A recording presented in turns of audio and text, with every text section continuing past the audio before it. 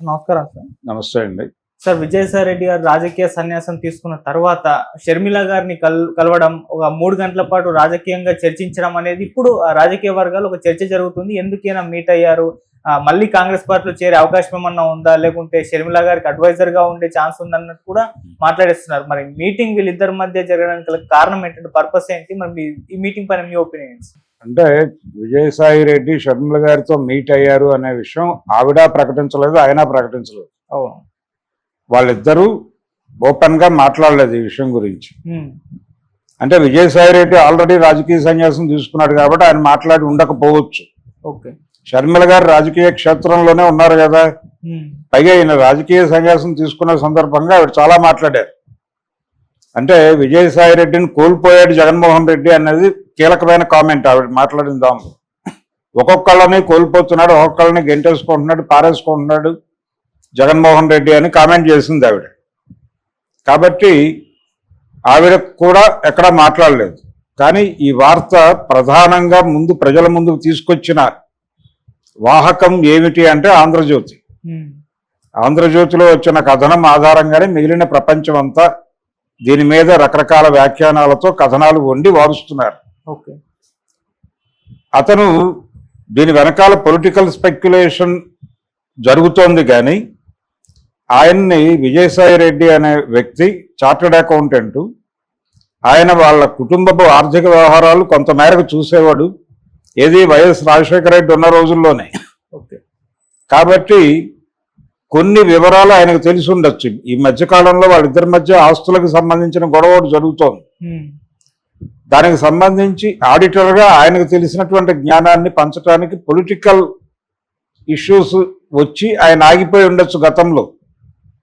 దానికి సంబంధించిన క్లారిఫికేషన్ ఇవ్వమని ఆవిడ అడిగి ఉండొచ్చు. అప్పుడు అవకాశం దొరకలేదు, ఇప్పుడు అవకాశం దొరికింది కాబట్టి వెళ్ళి చెప్పుకుంటాడు ఆయన అని. ఎందుకు అనుకోరు? దానికి ఒక ఛాన్స్ ఉంది కదా. అలాగే వ్యక్తిగతంగా ఆయనకు ఫోన్ చేసి ఏమిటి ప్రాబ్లం, ఎందుకు వచ్చేసారు బయటికి అని అడిగి ఉండొచ్చు ఆవిడ. వెళ్ళి మాట్లాడి ఉండొచ్చు ఈయన. అమ్మా, ఇది విషయం, ఈ కారణాల చేత నేను బయటకు వచ్చేసాను.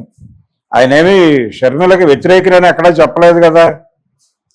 ఆయన చాలా క్లియర్గా ఆ రోజున కూడా షర్మిల బయట మాట్లాడుతున్న రోజుల్లో ఆయన కూడా మీడియా ముందుకు వచ్చి ఆవిడ మాట్లాడుతున్న దానిలో అసమంజసమైన విషయాలు చాలా ఉన్నాయని చెప్పాడు.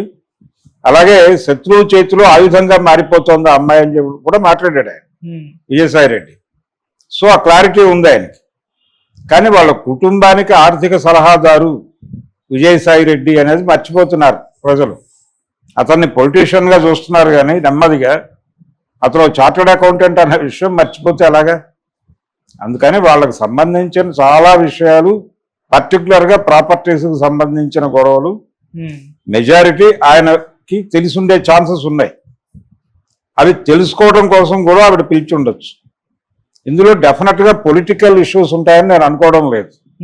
రెండోది, వచ్చే ఎన్నికలు, రేపు రాబోతున్నటువంటి ఎన్నికల్లో అయినా సరే ఈవిడ ఆల్రెడీ గత ఎన్నికల్లో వైఎస్ఆర్సీపీ డ్యామేజ్ అవడంలో కొంత షేర్ తీసుకుంది షర్మిల. ఆవిడ కాంగ్రెస్ పార్టీలో చేరి చంద్రబాబు గెలుపు కోసం కృషి చేసింది. చంద్రబాబును ముఖ్యమంత్రిని చేయటంలో ఆవిడ రోల్ చాలా పెద్దది.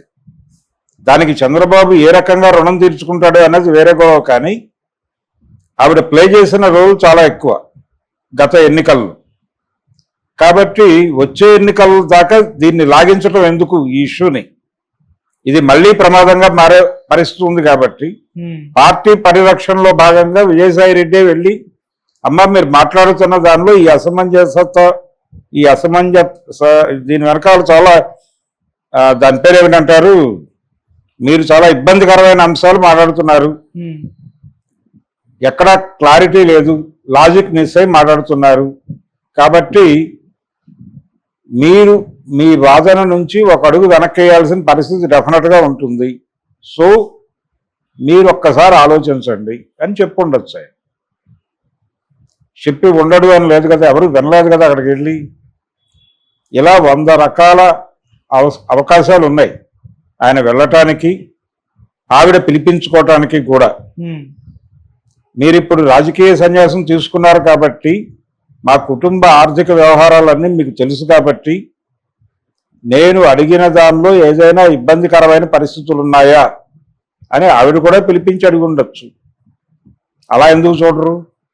100 విషయాలు ఉంటాయి వాళ్ళ మధ్య, అవన్నీ ప్రపంచానికి చెప్పాలని రూల్ ఏం లేదు కదా. ఓకే. జగన్మోహన్ రెడ్డి, షర్మిల వాళ్ళిద్దరూ ఎవరు అవునన్నా కాదన్నా అన్న చెల్లెళ్ళు. దాన్ని ఈ రోజున మార్చలేదు కదా ఎవరు.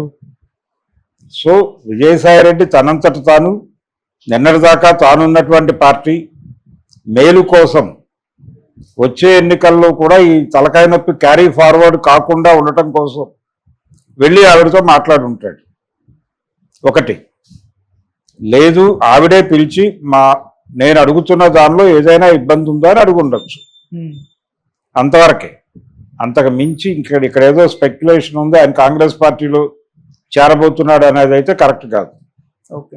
చేరబోవడం లేదు. రెండోది ఆయన ఏదో ఇంకా ఇన్పుట్స్ ఏవో ఇస్తున్నాడు, జగన్మోహన్ రెడ్డి గురించి షర్మిల గారికి ఇన్పుట్స్ ఏవో ఇస్తున్నాడు అని అనుకోవడానికి కూడా లేదు.